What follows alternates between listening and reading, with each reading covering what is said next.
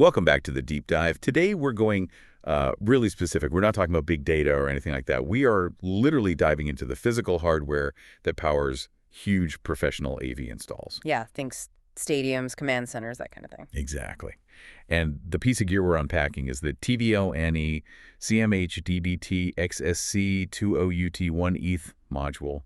And it's not cheap, $2,600. Our mission today is to get past the product sheet.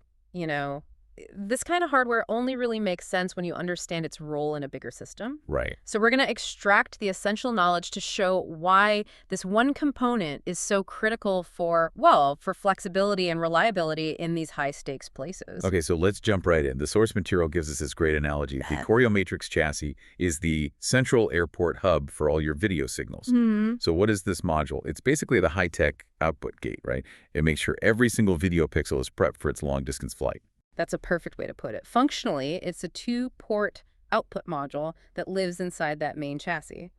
But the real power is what it does before the signal ever leaves. And that would be the scaling. It's got a built-in scaler.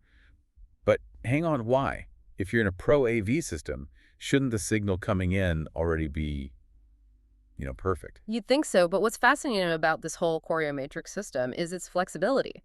I mean, it's built to take signals from dozens of different sources. Legacy stuff, too. Legacy analog, modern digital, you name it. The scaler is like that final security check. It processes all these different inputs, cleans them up, and makes sure they're all perfectly formatted for whatever screen they're going to. It guarantees a perfect picture, no matter where it came from. Okay, got it. So once the signal is clean, the next problem is distance, getting it across a massive facility. And that's where HDBaseT comes in. This is the real genius of the module. HDBaseT lets it transmit signals up to 100 meters using just common Category 5 or 6A twisted pair cables. So just regular Ethernet cable. The very same. And the benefit isn't just distance, it's the huge cost savings.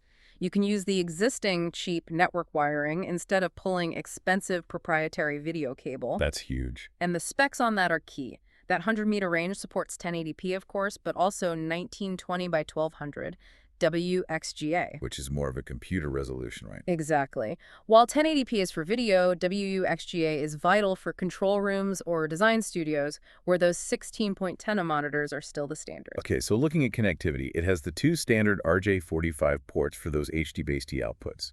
But the sources list a third one, a single Ethernet port. What's that for? Ah, that's the management lifeline. It's not for video at all, it's purely for control. So you can log into it. Yep.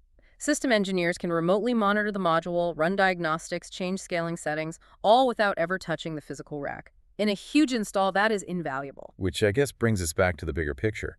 That almost $3,000 price tag starts to make sense when you realize this is just one piece of a totally modular system. Absolutely. That modularity is the core value. The sources list other options, like you could swap this for a 3G HDSD SDI module or a DVI scaling module. So if you work in broadcast, you get the SDI one. Exactly. Or for older computer graphics, you'd get the DVI. The whole system is built on the idea that signal types are always changing, and you should only have to upgrade one small part, not the whole expensive chassis. So to summarize this for you, the learner. The CM-HDBT-XSC-2OUT-1ETH module is a highly specialized output gate. It prepares signals and sends them long distance over cheap cable, all while keeping pro-level resolutions. And this raises a final important question for you to think about. Given that this whole system is designed to mix and match standards, SDI, DVI, HDBaseT, how does the decision to integrate one specialized input module, maybe the HDBaseT input, change the entire architecture? Think about how that one choice could revolutionize the physical cable runs and the cost structure of the whole project.